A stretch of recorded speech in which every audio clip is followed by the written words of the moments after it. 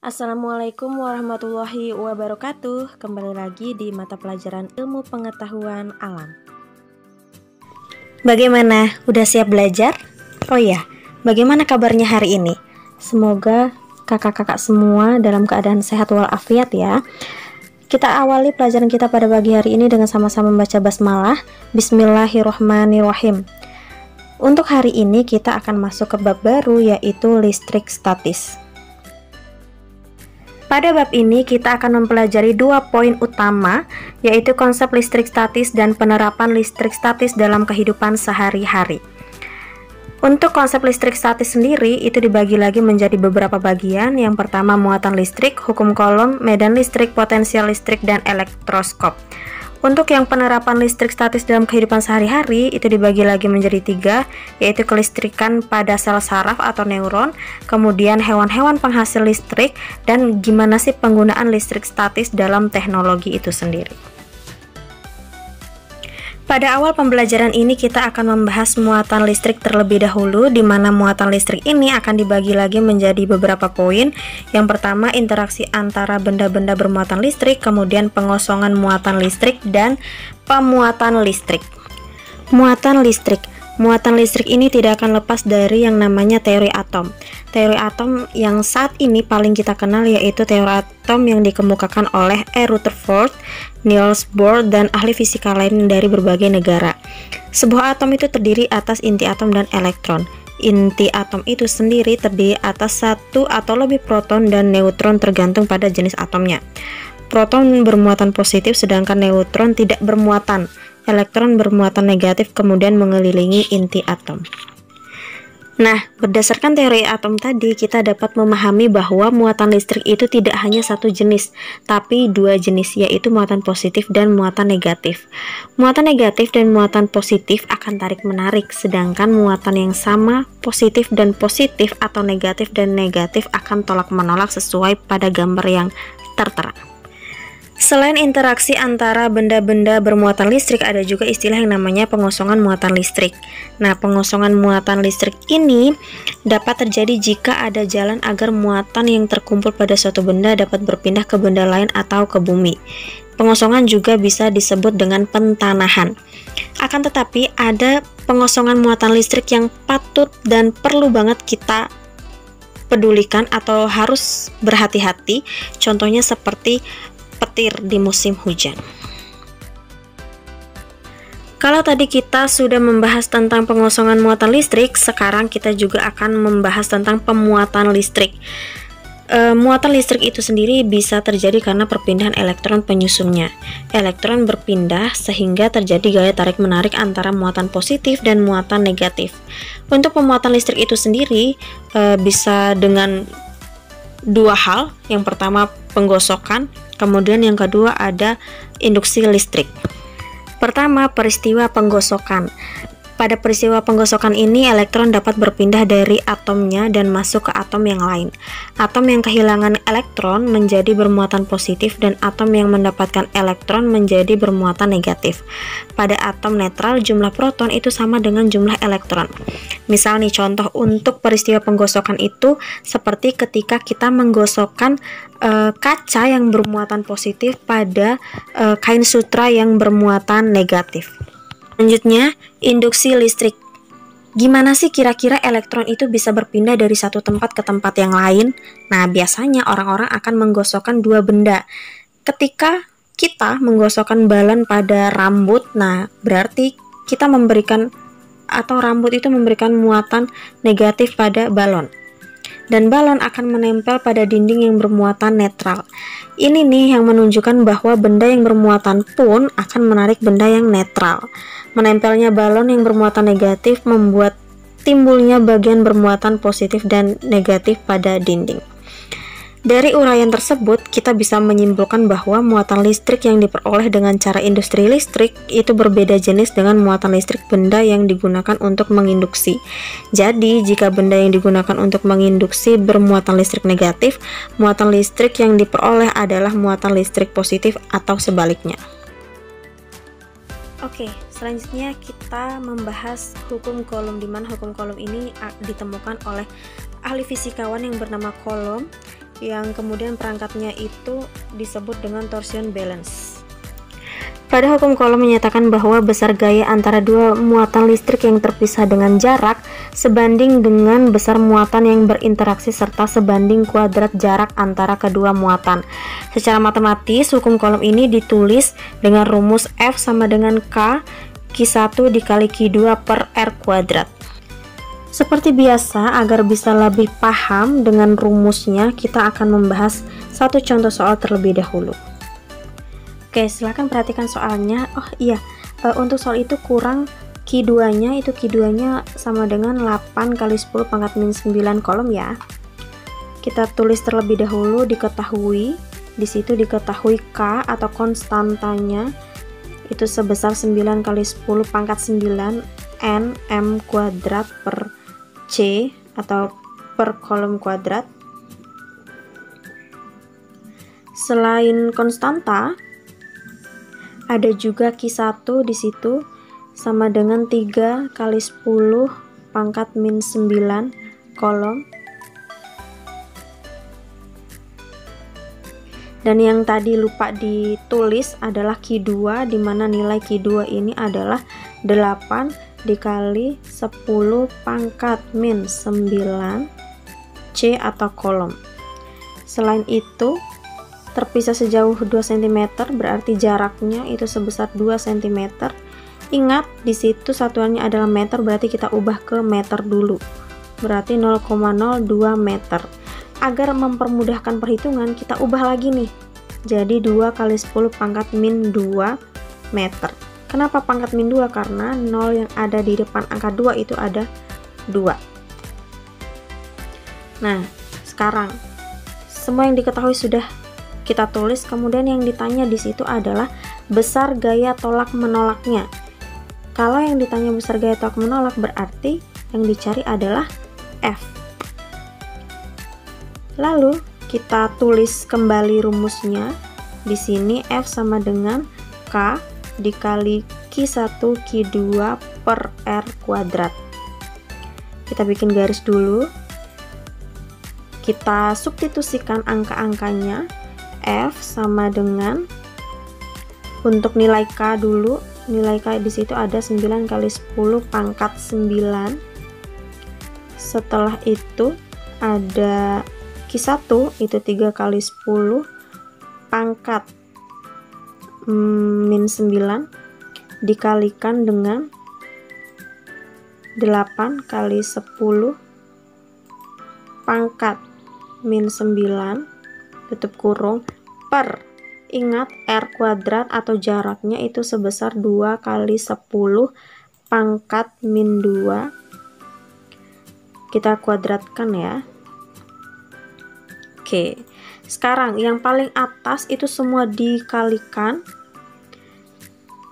9 dikali 3 kali 8 itu berapa? Oke, hasilnya 216 dikali 10 pangkat min 9. Karena gini, setiap pangkatnya itu untuk perkalian, ingat itu dijumlahkan. Oke, per tadi 2 kali 10 pangkat min 2 kalau dikuadratkan berarti jadinya 4 kali 10 pangkat min 4. Biar mempermudah pembagiannya, karena 216 itu kan banyak banget tuh.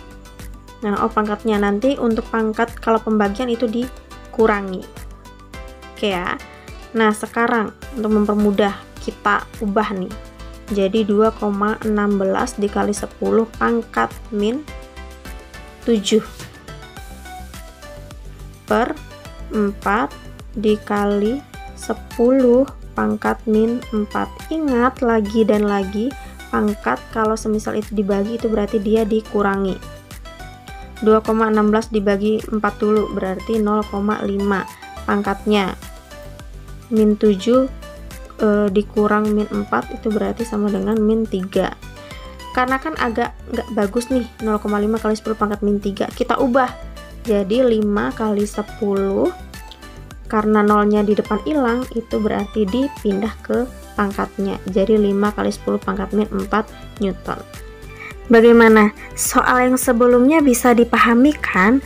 Kalau memang masih belum bisa dipahami, jangan lupa ditanyakan langsung ke gurunya ya, baik itu via WhatsApp atau Google Classroom. Sekarang kita akan mempelajari contoh soal jenis yang kedua. Nanti kita akan bermain perbandingan di sini. Ingat, berdasarkan soal di situ ada benda A dan benda B, di mana benda A dan B itu berawal dari plus 2Q, kemudian benda B itu min 1Q. Nah, nanti kedua benda ini kemudian diperbesar masing-masing menjadi plus 6Q dan plus 6Q untuk A dan B. Kemudian karena muatannya itu diperbesar, maka jaraknya pun jadi besar. Yang dari awal itu 3 cm sekarang berubah menjadi 9 cm.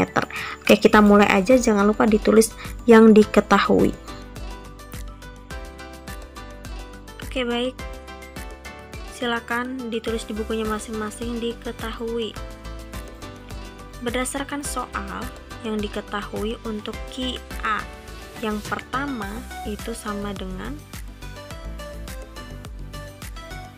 plus 2Q.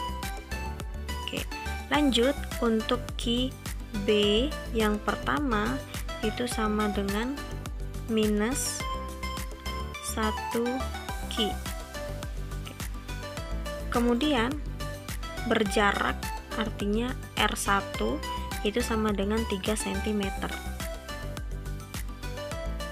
Nah, berdasarkan soal di situ kedua benda tolak menolak dengan gaya F, kemudian diperbesar. Nah, berarti QA2 itu sama dengan plus 6Q. Sama juga untuk benda B, diperbesar dengan muatan yang sama, yaitu plus 6Q. Tapi jaraknya berubah dari 3 ke 9 cm. Nah, sekarang udah. Di sini yang ditanya adalah gaya tolak menolak A dan B itu menjadi berapa. Itu artinya gaya tolak menolak setelah muatannya itu diperbesar, berarti gaya yang kedua. Kita di sini membuat perbandingan F1 berbanding dengan F2. Ingat rumus yang tadi untuk gaya F sama dengan K dikali Q1 dikali Q2 per R kuadrat. Kita tulis F1 per F2 sama dengan K, buka kurung, untuk QA1 2Q dikali 1Q per R1 nya 3 kuadrat per, untuk yang F2 sama juga K karena K tidak berubah nilainya. Untuk yang QA2 itu nilainya 6Q. Untuk muatan B2 itu juga sama 6Q per jarak yang kedua itu menjadi 9 cm 9 kuadrat. K-nya bisa dihapus karena nilainya sama. Oke, udah, langsung saja kita kalikan di situ. 2Q kali 1Q 2Q kuadrat, 3 kuadrat berarti 9. Kemudian 6Q kali 6Q 36Q kuadrat per 9 kuadrat itu 81. Oke. Oh ya, F2 nya ketinggalan ditulis. Nah, ini udah nih sekarang.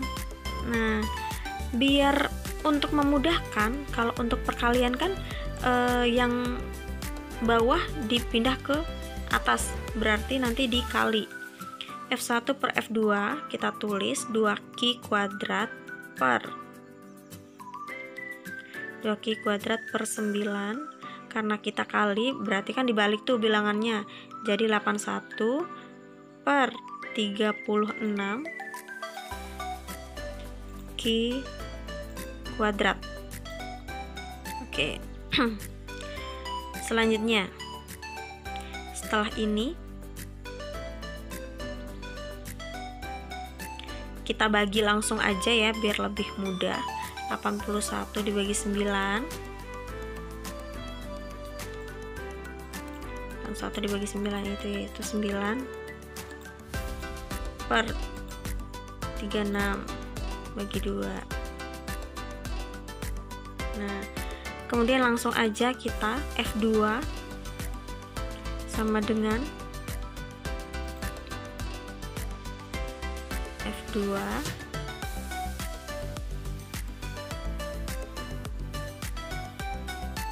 sama dengan 18, nanti dibalik ya, 18/9 F.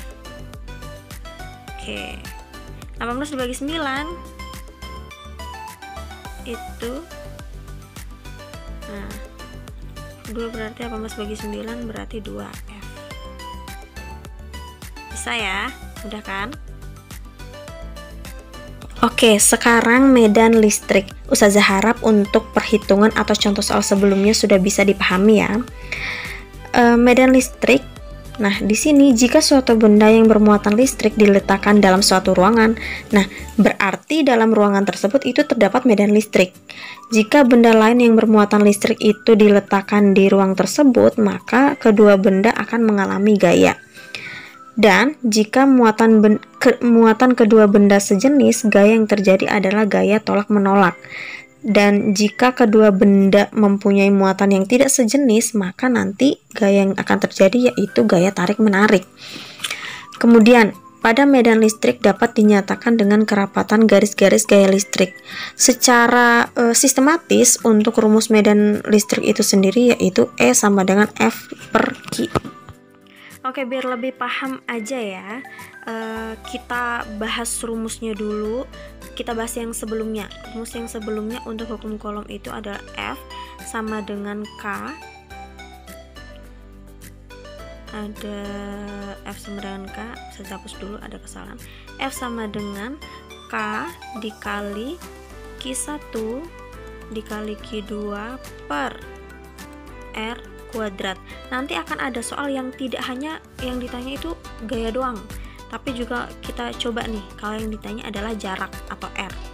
Nah, berarti R kuadratnya itu kita taruh di depan. R kuadrat sama dengan K atau konstantanya itu dikalikan Q1 kali Q2 per F, karena F dan R itu kan berbanding terbalik, ada di dua sisi yang berbeda. Maka R sama dengan akar K atau konstanta dikali Q1 kali Q2 per F. Tuh. Nah, kalau untuk rumus medan listrik nih, rumus awal medan listrik itu kan S sama dengan F per Q. Nah, karena ini cuma 3 unsur, kita pakai sistem segitiga, di mana E paling bawah sama dengan F di puncak per Q. Nah, kalau yang ditanya adalah F, berarti rumusnya menjadi E dikali Q. Beda cerita kalau yang ditanya adalah Q. Kalau yang ditanya adalah Q, berarti F per E. Itu ya. Nah, tadi kan saya sudah menjelaskan bagaimana sih cara ngubah-ngubah rumusnya tergantung yang dipertanyakan apa. Langsung aja kita ke contoh soal di situ. Berdasarkan soal, kita bisa mengetahui beberapa poin. Jangan lupa tulis diketahuinya. Yang pertama ada gaya tarik-menarik, di mana gaya tarik-menarik ini punya nilai 4,5 dikali 10 pangkat 11 Newton. Setelah gaya tarik-menarik ada juga muatan atau Q sama dengan 250 kolom. Nah, yang ditanya itu adalah berapa sih kuat medan listriknya. Untuk kuat medan listrik itu sendiri punya lambang E, berarti E sama dengan berapa. Untuk rumus kuat medan listrik itu E sama dengan F per Q atau gaya per muatan. Langsung aja kita substitusikan angkanya. Untuk F di situ angkanya 4,5 dikali 10 pangkat 11 dibagi muatannya sebesar 250. Kita buat garis. Ingat 4,5 dibagi 250 itu nilainya berapa? Coba dihitung. Nah, nilainya untuk E 4,5 dibagi 250 itu 0,018 dikali 10 pangkat 11. Karena kalau 0,018 itu kurang efektif dan agak kepanjangan, kita sederhanakan lagi jadi satu angka aja di belakang koma gitu. Nah, karena komanya ini mundur jadi 2, maka 1,8 pangkat 11-nya ini kita kurangi 2 juga. 11 dikurang 2. 11 dikurang 2 itu sama dengan 9. Maka hasil akhirnya adalah 1,8 kali 10 pangkat 9. Satuannya jangan lupa N per C atau Newton per Coulomb. Mudah ya? Nggak afdol banget rasanya kalau Ustazah udah ngejelasin panjang lebar dengan berbagai macam jenis contoh soal kalau nggak dikasih tugas. Nah, Ustazah pengen kalian mengerjakan 3 soal ini dengan rumus yang tadi Ustazah udah berikan. Insya Allah mudah. Dan jangan lupa kerjakan di buku latihannya masing-masing. Maksimal dikumpul pukul 17. Jangan sampai terlambat ya. Oke, pembelajaran kita pada hari ini sudah selesai. Semoga materinya bisa dipahami dan dimengerti. Tugas jangan lupa untuk dikerjakan, dan Ustazah tidak akan pernah bosan untuk mengingatkan sholat jangan sampai ditinggalkan, mengaji dan belajar. Tidak usah keluar rumah kalau memang tidak penting-penting banget. Kita akhiri pembelajaran kita pada hari ini dengan sama-sama membaca hamdalah. Alhamdulillahirabbil alamin. Wassalamualaikum warahmatullahi wabarakatuh.